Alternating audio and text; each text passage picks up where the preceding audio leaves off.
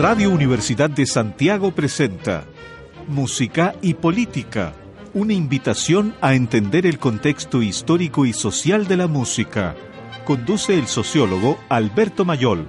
Participa el sociólogo Carlos Azócar.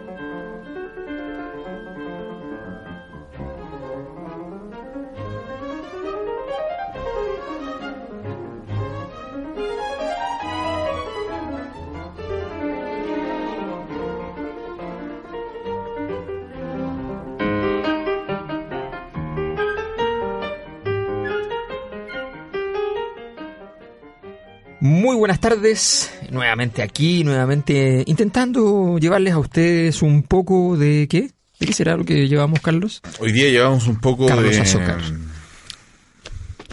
Filosofía del lenguaje. Un poquitito.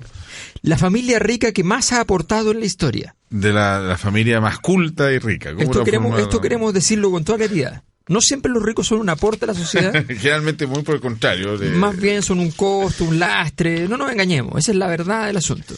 Pero resulta que hay una familia rica que en la historia hace un aporte. Hace dos grandes aportes, digamos. Sí, tres grandes aportes. Tres grandes aportes porque perdió su fortuna además. Sí, claro.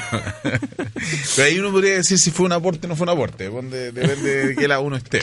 Claro. Sí, pero sí. No, pero hay un miembro de la familia que renunció a su fortuna antes que se la quitaran a la familia. Exacto, claro. Sí. Hay una familia que tiene un nombre fantástico, que usted además tiene películas y todos los miembros de la familia, porque son una familia interesante. O sea, claro. Hay pocas familias tan interesantes como esta. La familia Wittgenstein. Yo siempre a mis estudiantes, cuando les trato de enseñar cómo se dice, se complican completamente. Sí, yo siempre les digo, pero sí es fácil. W-I-T-T-G-E-N-S-T-E-I-N. Y ahí los tipos así, pero ¿cómo? ¿Qué es lo que se dice? Bueno, el más conocido de la familia es un hombre que revolucionó dos veces la filosofía. Claro. Y escribió dos libros. Exacto. O sea, escribió dos libros y cada libro que hizo revolucionó la filosofía por completo. Hay un tercero, pero que es básicamente una compilación de, sí, escritos, que son los libros, no, como hondero. Pero el libro azul, ¿no? Pero, así claro, azul y marrón. Azul y marrón, ya, perfecto. Y que son unos cuadernitos que se encontraron el azul y el marrón. Ya, perfecto. Entonces, no es como el mar azul, sino que es un libro azul y marrón. Claro, Ludwig Wittgenstein es el hermano filósofo.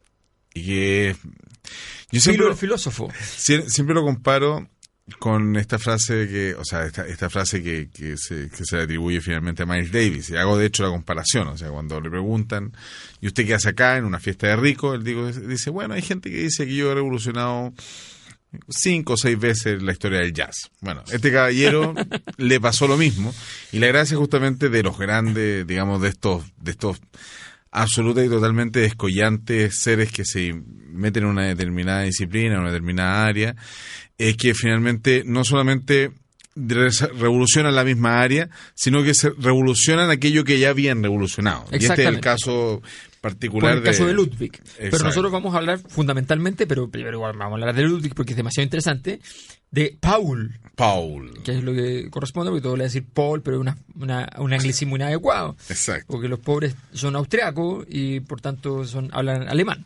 Entonces, Paul Wittgenstein, que es el pianista. Exacto, como Paul Schaeffer. Que tiene una gracia, y es que era muy eximio en tocar obras de piano para una mano. Pero vamos a contar por qué. Vamos a contar por qué. Pero dejémoslo allí, porque es un tema que no tiene... Hay que decir una cosa, que finalmente esta es una excusa perfecta. O sea, si hay un programa que es más o menos así como ustedes, que viene con chanfle, este es un programa con chanfle. O sea, que nosotros en realidad... Pero aprovechemos la excusa perfecta para saludar a nuestra excusa perfecta más importante. ¿Quién es? Hay una persona que es auditor de este programa, claro, que nos ha ayudado mucho y siempre encuentra la excusa perfecta para ayudarnos. Exacto. Y que no solamente nos ayudó, o sea, a mí, de manera indirecta, cuando participaba yo eventualmente en ese programa, también ayudaba a ese programa. A la República de las Letras. A la República de las Letras. En el origen de esta cofradía náutica, como dice. Exacto.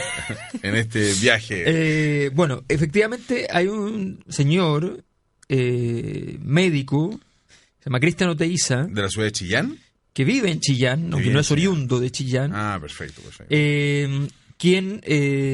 A quien yo tuve el honor de conocer primero a través de estos vínculos espurios de las redes sociales, porque era nuestro principal auditor en la República de las Letras, junto con un par más, pero literalmente un par. Y luego, cuando aparece este programa con Carlos y en su momento también con Miguel Faría, resulta que él sigue apoyándolo, porque nosotros descubrimos alguna vez en la República de las Letras que él, por ejemplo, tenía un Excel con todo el programa y con quienes habían participado, qué temas habíamos puesto, los niveles de asistencia de cada uno de los miembros, todo ese tipo de cosas.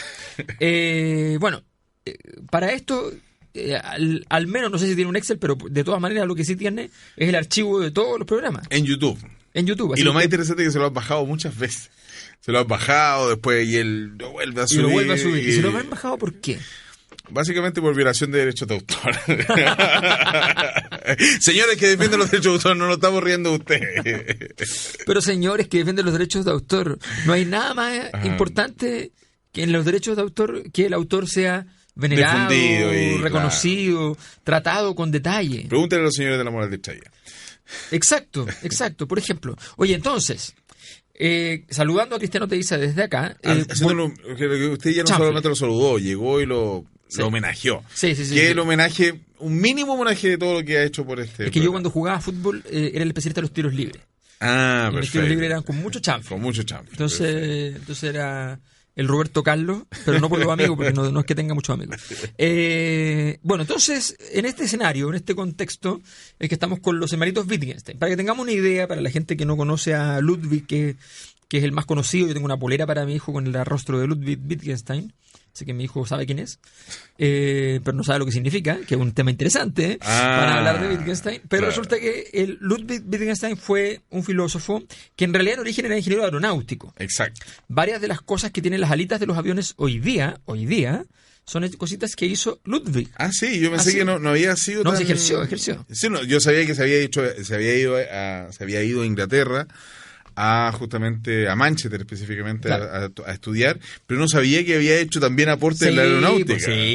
Ludwig es otra cosa. O sea, ahí está el aparatito Wittgenstein. Y no necesitaba, era literalmente la familia más rica de Europa. Literalmente. ¿Por qué? Porque el señor Carl Wittgenstein era dueño del estanco, por decirlo en un lenguaje entendible, digamos, para nuestros auditores, de el acero y finalmente tenía el monopolio del acero para Europa. Exacto. En la era industrial. Bueno, eso produce dinero.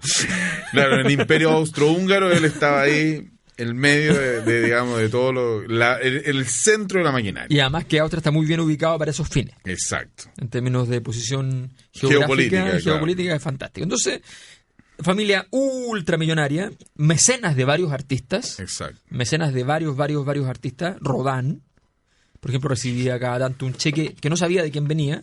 Pero era de la familia de Ludwig. Ya, perfecto. Ludwig. ¿Cómo es que se llama este poeta? Rilke, también. Rainer María Rilke. Claro, sí. Que le gustara a la gente hondera. Que murió de una forma murió ahogado. Murió ahogado, sí. Tratando de salvar a una damisela. Bueno, pero Tycho Brahe murió de una manera aún más interesante. ¿Ya? Murió, no fue al baño en una conferencia y se le reventó la vejiga. Forma estúpida de morir. Es que era muy académico, dijo, no, esto estúpida y noble de morir. Sería una falta de respeto. Y eso que era muy juguetón, no era un nerd, era como más bien como Woody Allen. Pero entonces, podríamos hacer a Woody Allen, ¿eh? Como músico. Sí, o sea. Hagámoslo. Sí. La próxima semana. ¿Te comprometes, Carlos? ¿O ya tienes planes? Es que tengo planes, quería decir dos planes. ¿Qué? Es que, ¿sabes lo que pasa? Hagamos la reunión de pauta aquí. Me entusiasmé con los saludos a Oteiza y quería hacer dos saludos, o sea, dos homenajes, para seguir el homenaje, un homenaje infinito, que básicamente hacer a dos grandes chillanejos. Que por un lado... Claudio, que la verdad debo confesar que el más grande. No he parado de escucharlo. Que es lo más grande. Me obsesioné y he escuchado solamente a Raúl. Estamos hablando de Raúl. Y el señor, otro gigantesco y que nunca ha sido bien ponderado, que es finalmente el señor Ramón Binay. Las dos. Qué grande. Ahora, son excusas perfectas. La verdadera voz de América. La verdadera la voz de Chillán. Yo soy la voz de Chillán viejo. Ramón Binay.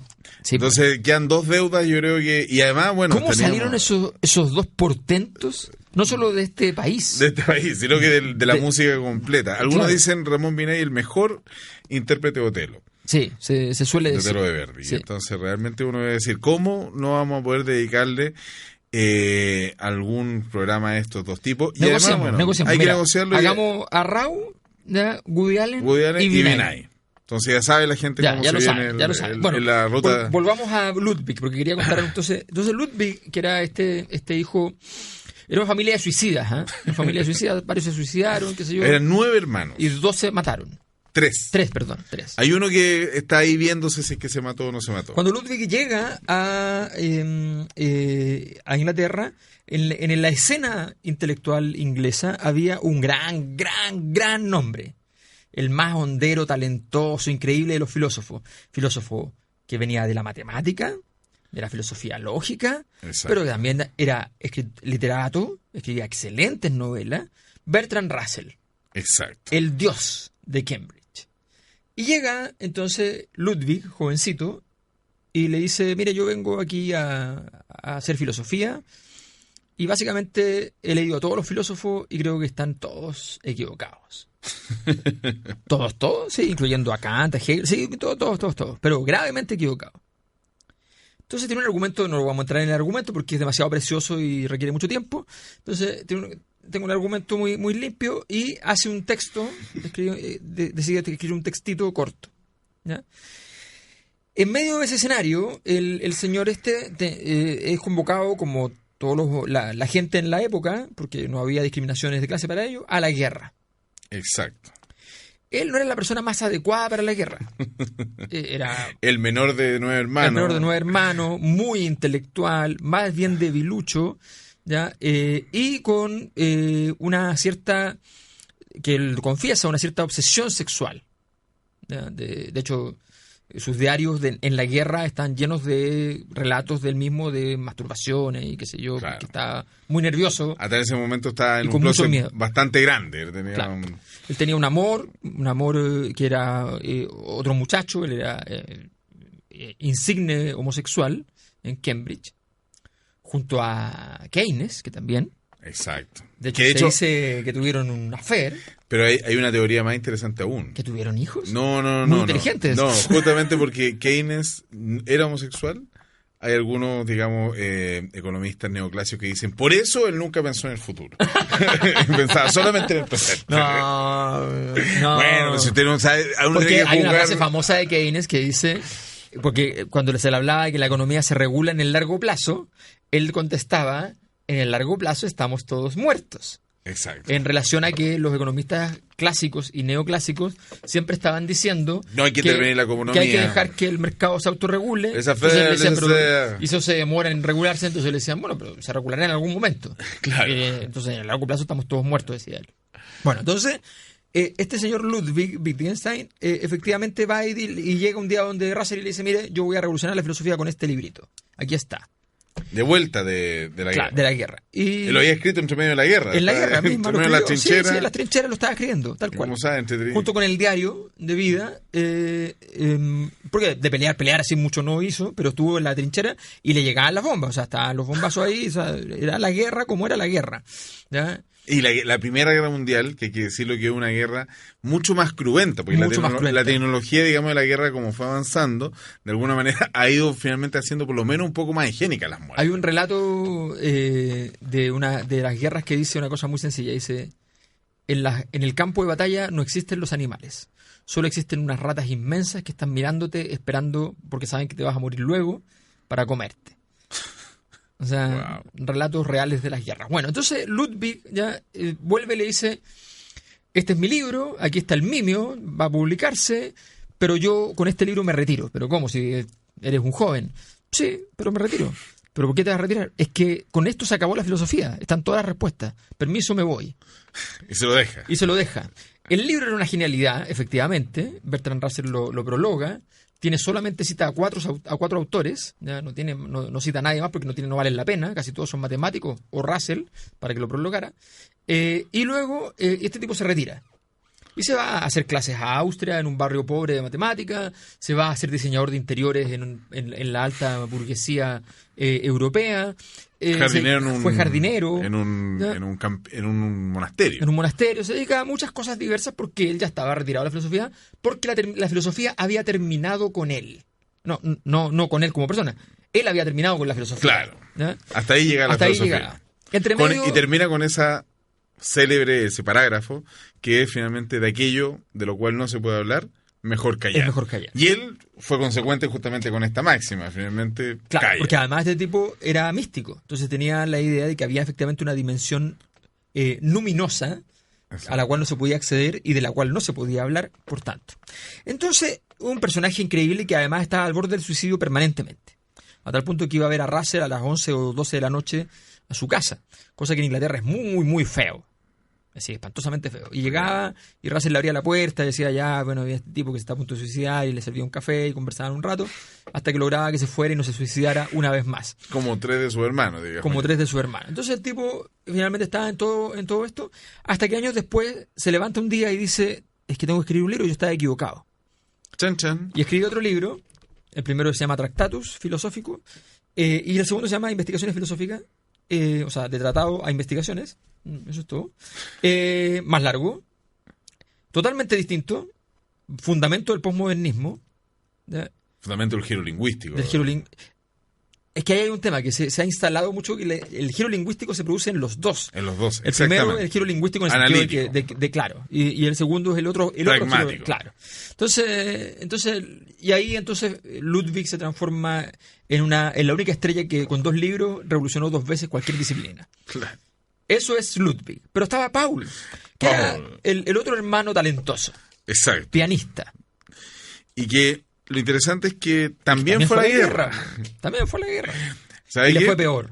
Pero me gustaría que escucháramos algo antes. A ver, ¿qué vamos a escuchar? Porque primero entendemos básicamente el contexto en el cual aparecen estas dos figuras. Y el subtexto. Y finalmente nos encontramos con una familia que de alguna u otra manera es como cuando uno escucha la historia de la familia Wittgenstein, finalmente entiende como la canción de los perritos. Yo tenía 9 perritos. Entonces, uno se me fue a la guerra. Y ahí se le fueron perdiendo los perritos. Pero aquí se perdieron más suicidándose que en la guerra. Eso es interesante. Claro.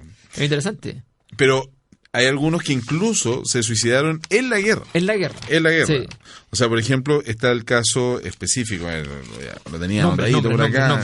Nombres. El señor Kurt Wittgenstein, quien durante la guerra se pegó un tiro en el frente italiano. Mira. En su 100, pero en el frente italiano. Sí, no en la frente italiana. Y Rudolf Wittgenstein, que es estudiante de química y que se suicidó en Berlín. Y al que hay un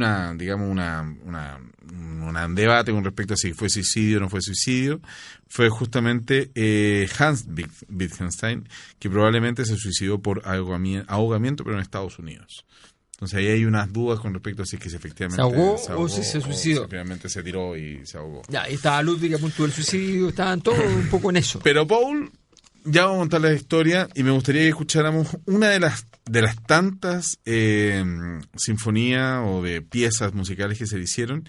Y este era un personaje que constantemente iba a la casa de los Wittgenstein, medio justamente a hacer como que tratar de sacar ahí un pedacito de la fortuna, pero también justamente a estas tertulias en las cuales los hijos comienzan a incorporar su capital cultural incorporado, digamos, que es un capital no solamente con respecto a la teoría de los capitales de Bourdieu, que básicamente este capital que se hace carne a través de las conversaciones, a través justamente de las experiencias estéticas que podían tener estos hermanos, y específicamente me refiero a Richard Strauss, no el de los valses, sino que el más contemporáneo, sí, el que tiene esta música.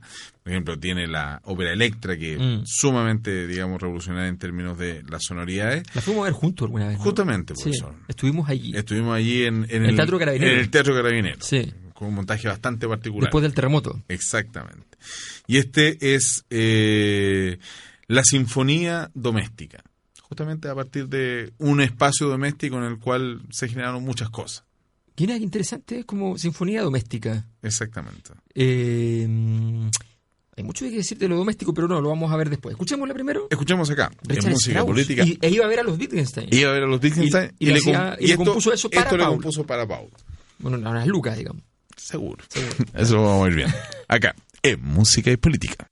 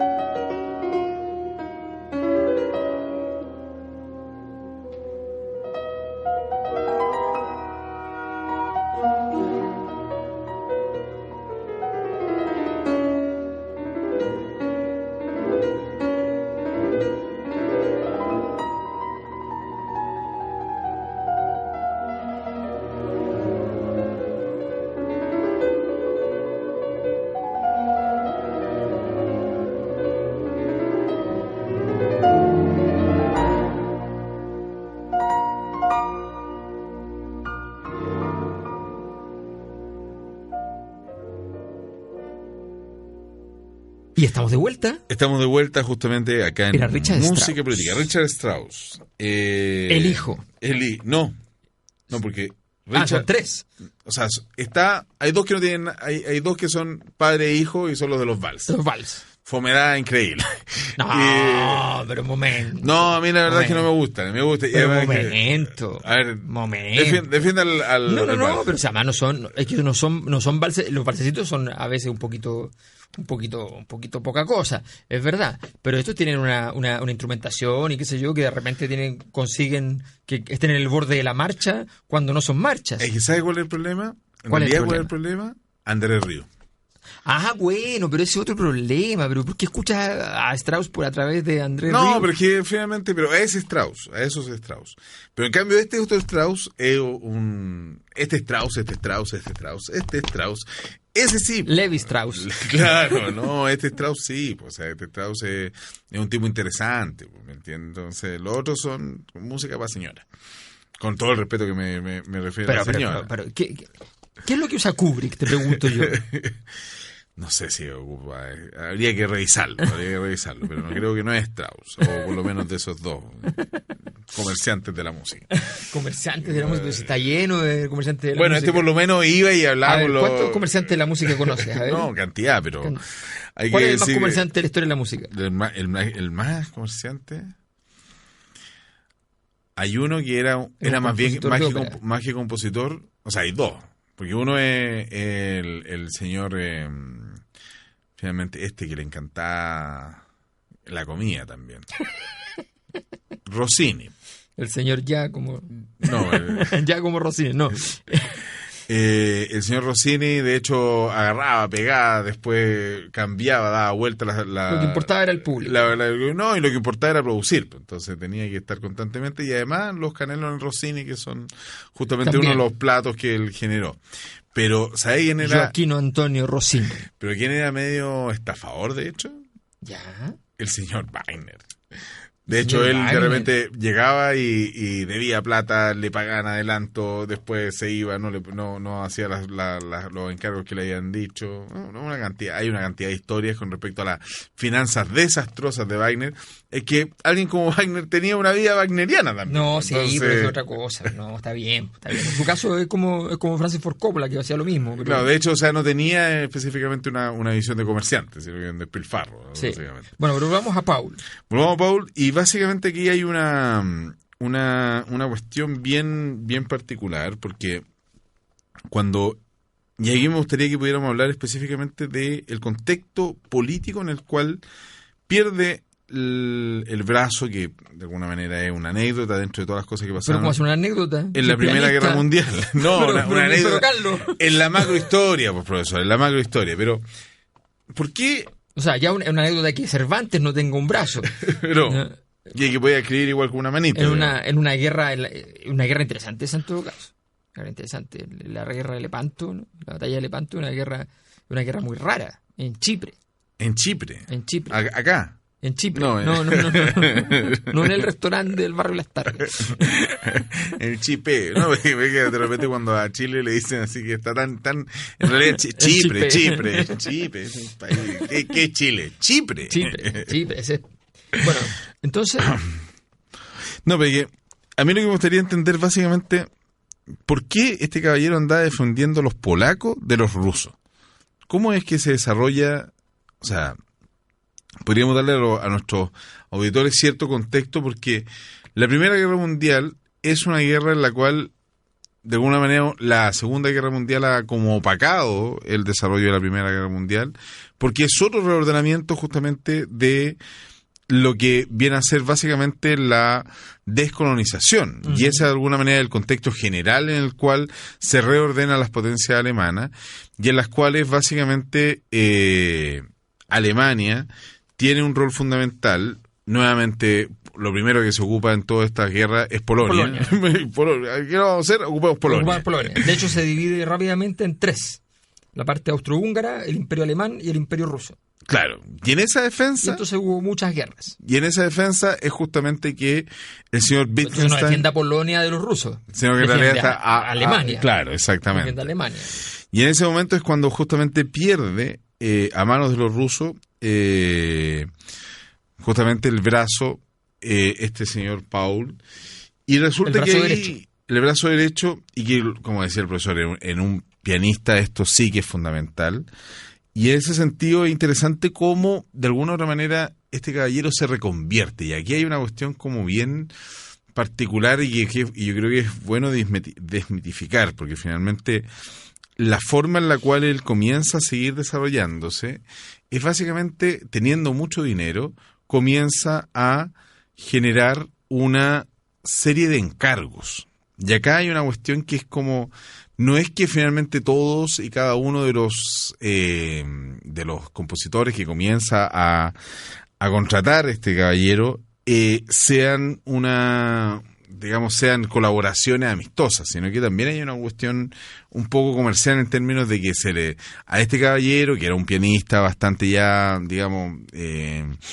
ya reconocido, el mérito que tocara con una pura mano también era bastante reconocido, pero de alguna otra manera no es que finalmente haya sido un talento así fuera y absolutamente fuera de lo común, sino que específicamente un talento que comienza a ser de una u otra manera un tanto comprado en el términos de que comienza a invertir en su carrera y comienza a nada menos que hacer que 22 compositores hagan piezas particularmente para él. Yo lo estuve contando y en realidad acá la cuestión viene a ser sumamente particular porque el más conocido, y ya lo vamos a escuchar y me dedicar específicamente un espacio para hablar sobre la relación con Ravel, es justamente el concierto para mano izquierda de Ravel. Sin embargo, aunque no le gustó mucho, es que hay un tema. Pero, por ejemplo, entre los grandes fue un comentario como Tomás Muschietti, sí. Exacto. No le gustó mucho. de los grandes compositores que dedicaron, digamos, su tiempo y su obra a este caballero, incluimos, por ejemplo, a Benjamin Britten, al señor Paul Hindemith, el señor justamente Mauricio Ravel, e incluso lo que estábamos escuchando recién, que era el señor Richard Strauss. Y hay una última polémica que es... Yo he trabajado con músicos bastante más pedestres.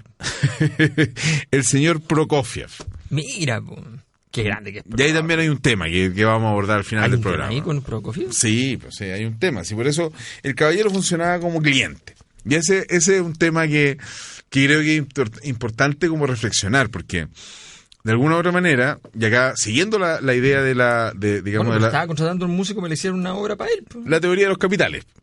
O sea, el tipo lo que hacía era básicamente transformar capital económico en capital cultural. Exacto. En capital, digamos, y en fama y en capital simbólico en última instancia. Porque, o sea, lo que llega a nuestros días es como, oye, mira, muchos compositores le compusieron a él cosas, y en realidad uno dice, bueno, pero había una platita de por medio.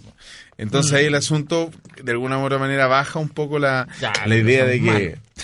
Ahora, era más guapo el hermano, Ludwig era mucho más guapo. Sí, en realidad hay que decir que la carita de Paul no es muy agraciada, y aún más interesante es como la forma en la cual él comienza a desarrollar este vínculo con los distintos... En cambio, morir Ravel de una pinta increíble. Sí. Oye, profe, pero hay una cuestión que a mí me cae la duda. ¿Por qué estos caballeros iban a la guerra teniendo tanto dinero? Que lo dijimos al pasar nada más, pero... Porque había honor, pues. O sea, tan simple como esa. O sea, no, era indecente. No un tema, claro, de posibilidades, porque tú efectivamente te podías, siendo así de rico, evadir la guerra. Claro, por supuesto, pero era un tema de honor. O sea, la familia iban a la guerra entendiendo que estaba en juego parte de su, además en este caso sí parte directamente de su fortuna. Bueno, pero tú podías financiar la guerra, sino claro. La mayor parte de los ricos en la historia no han ido a la guerra, sino que la han financiado. ¿Y qué pensaba a mí lo que me han, siendo tan ricos como habíamos dicho, que hayan estado ahí en el frente de batalla y no hayan estado de generales? Y sin jamás hacer un lío por aquello, porque podría haber sido que los obligaron y qué sé yo, pero estaban intentando sacarse del servicio. Exacto, claro. Pero no era el caso, digamos. No, pero tengo un certificado de estudio, estoy en la Universidad de Cambridge. Se me echó a perder el Lexus. Ah, no, esa es la historia. Oye, demanda al canal de Luxich. Es que increíble. Oye, pero qué cosa más increíble. Pero bueno, Paul, no morder la mano que te dio de comer, o que te iba a dar de comer, o que te iba a armar un negocio. Qué loca la vida. Cómo la gente hace todo lo posible para arruinarle la vida a los padres, es impresionante. Oye, sí, uno tiene una buena noticia, va a llegar a las Naciones Unidas cuando le toca a uno, y de pronto el hijo ahí está. El hijo. Demandando a Ravel. O el tío de la nuera, como se dice. El tío de la nuera.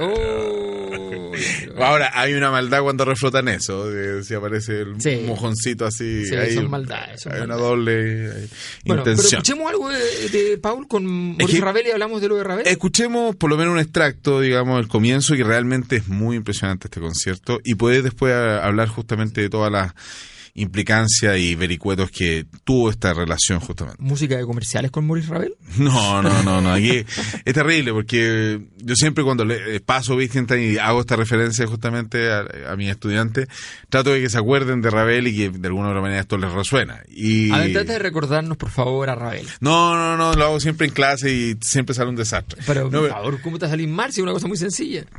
No, pero si es que ya después de lo de Manuel estoy un poquito avergonzado.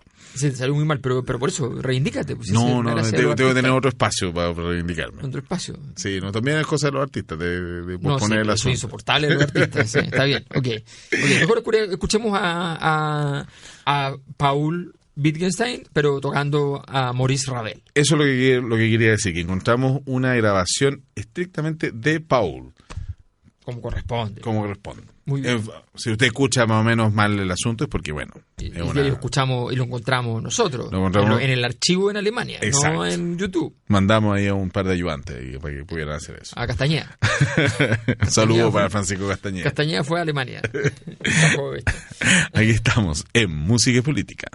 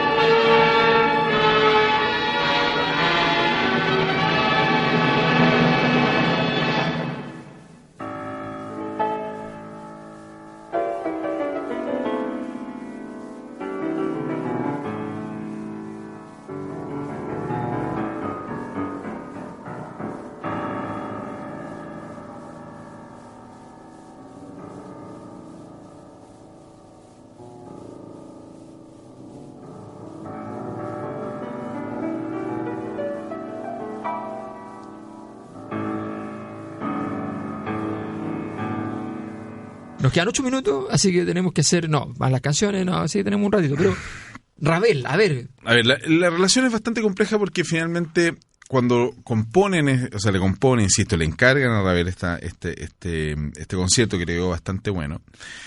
Habían ciertas cositas que a Paul no le gustaron mucho. Y él llegó y como era un niñito un poquito mimado, o sea, era esta gente rica, llegó y dijo, a ver, yo creo que a esto me sale más fácil tocarlo así, así, y cambió la partitura directamente. Y en eso se entera justamente Ravel y le prohíbe tocarlo en París, en un momento en que se encuentran los dos y de repente le dicen, no es posible, tú me pagaste por esto y en realidad pero no te daba el derecho para que tú cambiaras esto. Obvio. Y el asunto de repente llega y agarra Cualquiera lo entiende, no un músico. proporciones bíblicas del asunto y de repente ahí uno Conflicto. no sabe específicamente cuál fue la anécdota específica, pero terminó solucionándose el asunto entre, digamos, estos dos grandes egos, digamos, y finalmente Un tal Gustavo Adolfo. ustedes lo pudieron ahí lo pueden ahí escuchar y en realidad es una composición sumamente interesante que tiene la gracia que yo creo que tiene esta composición es que va pasando por distintos momentos y en algún momento empieza de forma muy muy tímida a aparecer el piano y en algún momento ya llega y realmente una fuerza y una energía sumamente, digamos, conmovedora. Y ahí yo creo que efectivamente hay una colaboración bastante interesante. ¿Pero llegan a acuerdo? Llegan a acuerdo y finalmente la obra puede ser tocada en París, estrenada específicamente en París, con la dirección de Maurice Ravel y la ejecución en el piano de Wittgenstein. Ah, mira. Ya. De hecho, lo que escuchábamos no específicamente es ese momento, sino que es una digamos, ejecución posterior que hace... Una pieza histórica más interesante que el momento en que Jesucristo toca el piano. Claro, no, era Paul, pero digamos, hay que decir que Paul además hizo un viraje que es interesantísimo, que es finalmente que él se va a Estados Unidos. Pero eso yo creo que tenemos que escuchar otra cosita que también le hizo nada menos y nada más que... pero ese momento que hablamos de la hermana. Exacto. Pero eso es muy polémico en los partidos de fútbol. Benjamin... ¿Cómo hablar de la hermana? Por eso Francia perdió un mundial. ¿Ah, sí? No hay que olvidar. Con porque Italia. Porque Materazzi le dijo algo sobre su hermana a Zidane. A Zidane. Y ahí viene el cabezazo. Y Zidane era hombre de puerto. No se andaba con chicas. Claro, entonces dijo, no pueden decir cualquier cosa, pero a mi hermana no. Y pum. Es impresionante cuando uno revisa la publicidad y, por ejemplo, estuvo durante mucho tiempo. ¿Y tu hermana? ¿Sí? ¿Se acuerdan? Sí. Y en ese momento donde el feminismo, digamos, no había irrumpido nada, no generó ningún tipo la gente reía. No, pero hay unos comerciales aún más impresentables. No sé cómo ser impresentable. Impresentable. Pero escuchemos las diversiones para el piano de la mano izquierda y orquesta de nada menos y nada más que Benjamin Britten. Y aquí yo escuché escogí una pieza chiquitita que es una variación sobre la tarantela. Mira, precioso. Tú no pudiste contar lo de Britten, ¿no? No. Qué dolor. Ya, ok. Bueno, ahí estamos hablando. Estamos aquí escuchando a Benjamin Britten en Música y Política.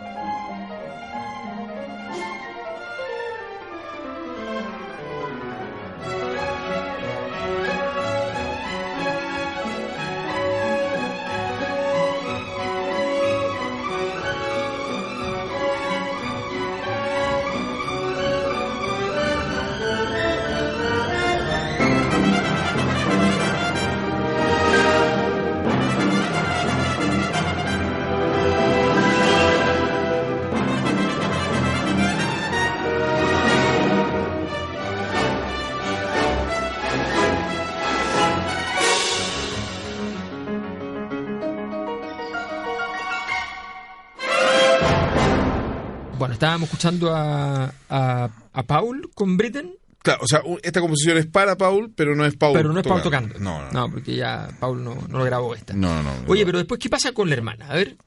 La hermana era una persona bastante rica. Bueno, que era heredera. Y resulta que en algún determinado momento ella se quiere retratar. Se quiere retratar porque se iba a casar, entonces resulta que... Hay que buscar el retratista. Hay un pianista, un hay pintor en la plaza de armas, que está dando vueltas y que parece que es medio talentoso el cabro, un poco bohemio, que es un señor... medio místico. Claro, un tal Clint. Entonces hay que ir y le puedes dar, unos pocos pesos y te va 5.000 francos. No era barato, ¿eh? No era barato. 5.000 francos, pero este caballero tiene una particularidad muy... 5.000 florines, para ser exacto. Mira qué lindo. Y entonces lo que hace es básicamente llegar y no quiso aceptar el pago, y esto es una cuestión muy particular, digamos, que habla muy bien del señor Klimt, es que finalmente él no quiso aceptar el pago mientras no se terminaba la obra.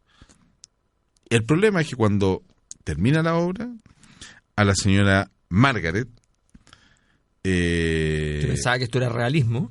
No le gustó, dijo en realidad, mira, ¿sabes qué? Pucha, como que no me veo muy bonita.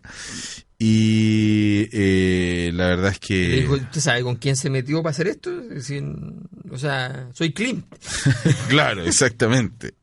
Pero tal en ese momento era un cualquiera. Pucha. Y la verdad es que el resultado no fue el del agrado de la retratada, y pasó que la sacaron de la mansión Wittgenstein, y de ahí justamente se fue prestado este cuadro a la Galería Austriaca. Y hoy por hoy uno puede revisar, digamos, distintas reproducciones que hay en internet. Si quiere ir a Austria uno puede ir a encontrarla, y es justamente ver cuál es específicamente el retrato, digamos, de esta hermana de la familia Wittgenstein.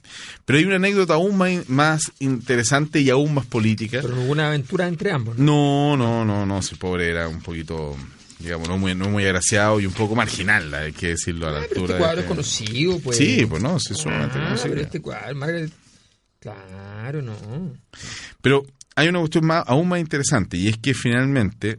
Pero ellos saben el apellido del hermano, de la madre. Del esposo. Del esposo. Exacto. Porque ella se casa. Stoneborough era el apellido del esposo. Exacto. Pero hay una cuestión aún más interesante, porque cuando la familia Wittgenstein está en la Segunda Guerra Mundial, específicamente con el ascenso y la anexión de Austria a Alemania, en el ascenso de los nazis, resulta que llega un momento en el cual dos hermanas, no esta hermana, Hélène y Hermine, resulta que están en su mansión, en la mansión familiar, y no quieren abandonar esta mansión porque dicen que cómo es esa ordinariez que nosotros, gente como de esta calaña, tendremos que abandonar por judías este asunto. Y resulta que esto le costó carísimo a la familia Wittgenstein. En ese momento, Paul, que estaba en Estados Unidos, junto con Margaret, justamente, que se había ya casado nuevamente con un estadounidense, resulta que habían tratar de comenzar a generar un arreglo con los nazis, y tratar de hacer este arreglo para que finalmente las hermanas pudieran salir de Austria y no fueran mandadas a un campo de concentración, básicamente. Porque si bien ellas habían sido transformadas, o sea, había que comprar nazis, había transformado al cristianismo, seguían siendo judías y seguían consideradas como judías. Entonces el asunto fue un costo nada menos y nada más que el total de la fortuna de los Wittgenstein para la causa nazi. El asunto es que uno podría decir, bueno, recibieron mucha más plata, pero se calcula por historiadores, digamos, que esto fue fundamental para que se mantuviera la resistencia y la defensa de Berlín durante por lo menos 3 o 4 meses, más de lo que realmente hubiera pasado si no hubiese existido ese dinero. O sea, una pequeña grandes comillas, gigantescas digamos, una negociación. Una donación. Una negociación. Pero se fue transformada como una donación, porque esto fue, por otro lado... por vía pacífica, entre comillas. Exacto, entendido. Y entendido también de que... hubo cautiverio. Pero ustedes se cambiaron al catolicismo. No habíamos considerado eso, no dejaron de ser judíos. Claro, ya. No, si no es de sangre, no es una Claro, raza. No es una raza. Es un problema de religión. Es un problema de religión, pues si nosotros le creemos a este señor... ¿Cuánto pagarías tú por la protección de tus hermanas? Es que no tengo hermanas, así que no haría nada. No tenía ningún problema. No tenía ningún problema. Tengo hermanos. Y por la de tu hermano no pagarías nada. No, mi hermano se soluciona los problemas solo. Así que, no hay que generarle problemas. Mira. Así que... Mira, el individualismo. Ya saben, los hermanos de Carlos no los salvaría. No los salvaría. Se solucionan solo sus problemas, no hay problemas. No, ayudo bastante a mi hermano, no tengo por qué decirlo en la radio. Ahora está sacando en cara todo lo que lo ayuda. No, si esto es terrible. Qué hermano. Así con Paul Wittgenstein. Oye, un grande. Interesante historia, ¿no? Así hemos revisado. Perdió su mano derecha, digamos, no es una anécdota. Perdió su mano derecha. Exactamente. Y era pianista. O sea, claro, o sea, tú no, si eres guitarrista, una mano menos es grave. Pianista es menos grave, pero es grave. Claro. ¿Qué otras profesiones se ven afectadas? Ser presidente. Para la firma. Para los ginecólogos. Administrador del Banco de Talca. O sea, imagínate. Para timbrar. Claro. Te puedes timbrar la mitad de los papeles que podrías timbrar. Claro. Está lleno de cosas que se ven afectadas. Bueno. Sí. Nos vemos. Y sabe que tenemos nuevo mail. ¿Tenemos nuevo mail? Nuevo mail. Mira. Música y política @usach.cl. Pero por favor. Estamos adentro del sistema. Exacto. Música política @usach. Ya no tenemos estas cosas de empresas extranjeras. No. Hecho y fabricado. Exacto. No, Gmail era. En fin. Y entonces ahora vamos a estar... musicapolítica@usach.cl. Y así que ya les traeremos nuevas noticias con respecto a lo que ustedes, si se quieren comunicar con nosotros, vayan por ahí, por ese. Y si quieren mandarnos recomendaciones y todas esas cosas, nos escriben allí. Así que... Y nosotros en un plazo de 6 meses puede que hagamos algo. Comenzaremos a evaluar la propuesta. No, hay formas en las cuales nosotros podemos hacer. Sí, además nos llegan siempre todas las cosas que nos mandan y qué sé yo. Así es. Lo pasamos muy bien con eso. Bien. Esto ha sido Música y Política, tu excusa perfecta.